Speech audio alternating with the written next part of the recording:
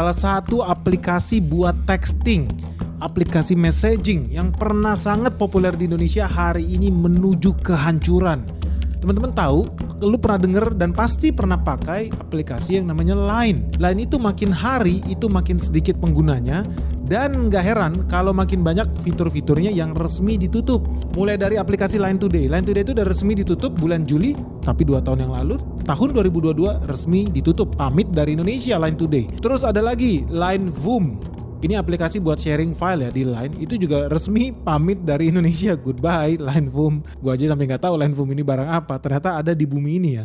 Lalu ada lagi yang ketiga, aplikasi buat berbagi tagihan nih. Jadi kalau lu lagi pergi makan atau lu mau bayar, lu bisa bagi split bill namanya Line Split Bill. Di Indonesia itu udah resmi juga ditutup. Ini fresh from the oven. Baru kemarin nih, awal Juli 2025, Line Split Bill resmi ditutup. Wis, ngeri nih. Teman-teman bahkan disuruh langsung segera simpen data kalian kalau lu masih pakai aplikasi yang namanya Line.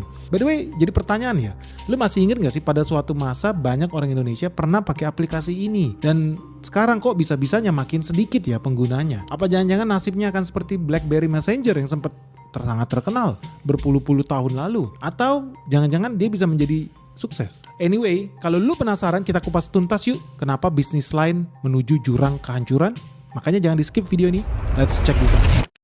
So teman-teman, buat yang belum tahu ya, sejarah kelahirannya Line ini benar-benar sangat menarik sih. Karena bermula dari peristiwa gempa bumi 8,9 skala Richter yang terjadi di Jepang tahun 2011. Dan ini menciptakan tsunami guys. Tsunaminya tingginya 30 kaki lebih. Korban jiwa ada begitu banyak. Gempa bumi ini begitu mengerikan karena kemudian menimbulkan retakan. Retakannya menimbulkan kerusakan di pabrik listrik tenaga nuklir yang namanya Fukushima Daiichi.